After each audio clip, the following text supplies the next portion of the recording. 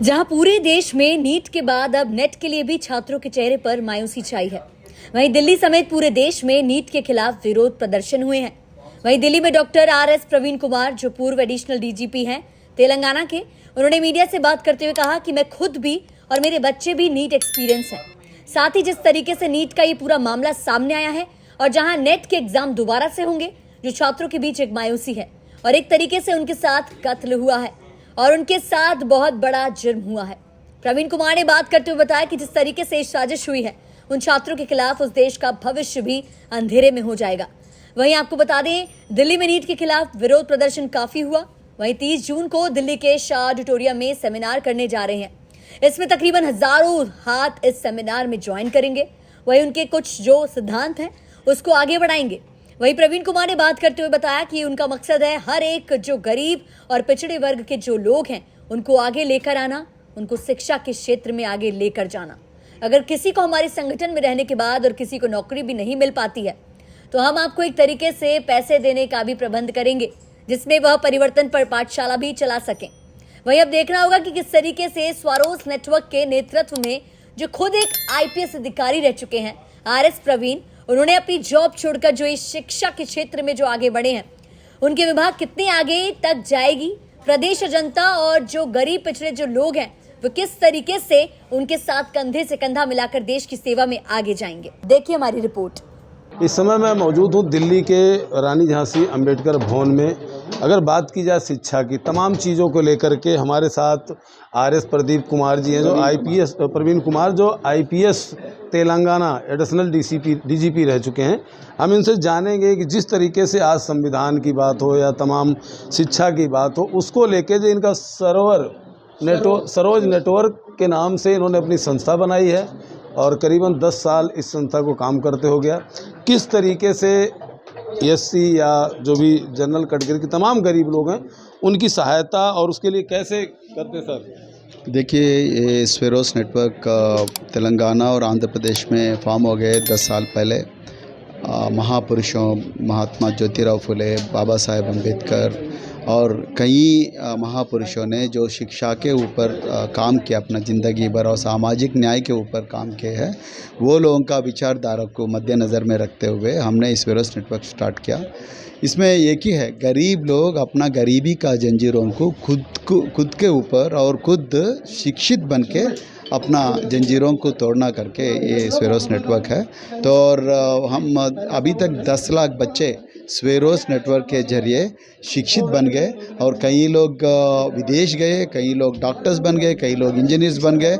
और तेलुगु स्टेट्स में यानी कि तेलंगाना और आंध्र प्रदेश में, कर्नाटका में परिवर्तन पाठशाला के जरिए गरीब बच्चों का पढ़ाई स्वारोस नेटवर्क कर रहे हैं। तो स्वारोस नेटवर्क तेलंगाना, कर्नाटका, इसके अलावा कौन कौन से स्टेट में अभी तक आप अभी राजस्थान में थोड़ा शुरू हो गए, मध्य प्रदेश में भी शुरू हो गए और उत्तर प्रदेश में भी कम से कम 60 जिलों में स्वारोस नेटवर्क फैल गए और बाकी राज्यों में भी स्लोली जा रहे हैं। और 30 जून को हमारा एक सेमिनार है, नेशनल सेमिनार, उसमें मैं भी बनूंगा आईएएस, आईपीएस और सेंट्रल सर्विसेज ऑफिसर। तो उस सेमिनार में पूरा हर देश में जो राज्य है, खास करके नॉर्दर्न बेल्ट में जितने भी स्टेट्स है, वो स्टेट से हर जगह से स्टूडेंट्स आ रहे हैं। उसमें आईएएस, आईपीएस ऑफिसर्स जो बन गए, अपने ये गरीब समाज से जो बन गए, वो लोग आके अपना अनुभव ये गरीब बच्चों से शेयर करेंगे और गरीब बच्चों को मार्गदर्शन देंगे।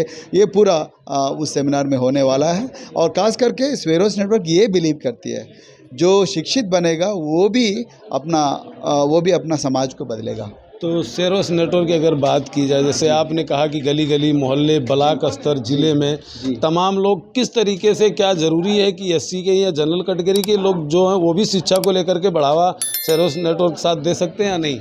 स्वारोस नेटवर्क में ज्वाइन होने के लिए कोई एससी एसटी होने का ज़रूरत नहीं है।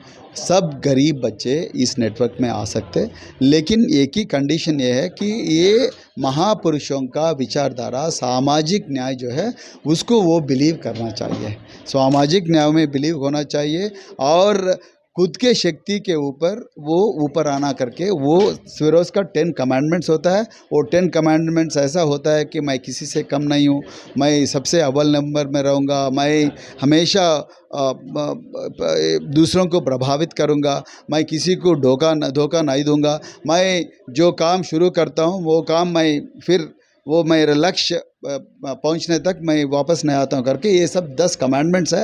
वो 10 कमांडमेंट्स में जो बिलीव करता है वो कोई भी समाज से हो वो स्वेरोस बन सकता है। आज की डेट में देखा गया है कि जो गरीब तबके के लोग हैं ना तो पढ़ाई कर पाते हैं, बच्चियां हैं ना वो कई तमाम तरह की चीज़ें हैं, जैसे किसी कढ़ाई की बात हो या और चीज़ खेल कूद की बात हो, वो आगे नहीं बढ़ पाते, तो उनकी किस तरीके की सहायता करेंगे? बहुत बढ़िया सवाल है, मैं आपको धन्यवाद करता हूँ ये सवाल पूछने का। यही प्रॉब्लम है गरीब समाज का। गरीब समाज में कोई भी मार्गदर्शी नहीं है, मार्गदर्शी नहीं है। वो मार्गदर्शी गरीब समाज के पास आके देखो भाई मैं एक IPS ऑफिसर बना, मैं एक स्प्रिंटर बन गया हूँ, मैं एक एशियन गेम्स में गोल्ड मेडलिस्ट बन गया हूँ, मैं एक बॉक्सर बन गया हूँ, मैं एक सिनेमा एक्टर बन गया हूँ, मैं एक फाइटर जेट पायलट बन गया हूँ, आप लोग भी बन सकते करके जो कामयाब ऑलरेडी हो गए वो कामयाबी लोग अपने समाज के पास नहीं आ रहा। स्वेरोस नेटवर्क ये गैप फिल करना चाहता है। अब मैं IPS ऑफिसर बन गया हूँ, मैं आज अपने समाज के पास आ गया हूँ, देखो भाई मैं IPS ऑफिसर बन गया, मेहनत करके आ गया हूँ, आप लोग भी बन सकते। तो आपके पास पैसे का कमी है या आपके कोई सुविधा की कमी है या आपके कोई स्कूल में नहीं एडमिशन नहीं मिल रहा है, कॉलेज में एडमिशन नहीं मिल रहा है, वो मैं आपको मार्गदर्शन देता हूँ कैसे वो पैसे ले सकते, कैसे वो मार्गदर्शन मिल सकते। वो सब चीज़ों के बारे में स्वेरोस नेटवर्क अपना समाज के पास जाके गाँवों में, गलियों में, मोहल्लों में जाके बात करेगी। स्वेरोस एक सवाल मेरा और है, नीट और नेट को लेकर के अगर बात की जाए, अब जो है सड़कें पे हैं बच्चे पढ़ लिख करके और लाखों रुपए खर्च करके, उसके बावजूद भी मामला लीक हो जाता है, पेपर लीक हो जाता है, इसको लेकर के क्या कहेंगे, सरकार से क्या उम्मीद है? बहुत बढ़िया सवाल है। ये न केवल 1-2 बच्चों का भविष्य के बारे में नहीं, पूरा लाखों बच्चे का भविष्य इसके ऊपर डिपेंड है। इसके ऊपर पूरी तरह CBI का जांच होना चाहिए और जो भी दोषी है उसको जेल भेजना चाहिए।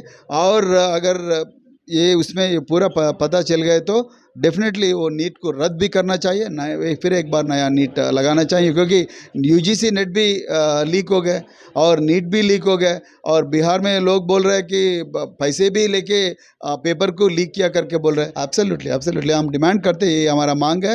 ये तब तक ये लोगों के लिए कुछ न्याय नहीं होगा जब तक सरकार इसके बारे में पूरी तरह जांच करे। ठीक है, ये थे हमारे साथ सरोज नेटवर्क के जो संस्थापक और तमाम जो पदाधिकारी वो भी यहाँ मौजूद हैं। तो ये SRR प्रवीण कुमार जी हैं, जो प्रवीण कुमार IPS हैं, रह चुके हैं तेलंगाना के, पूर्व DGP।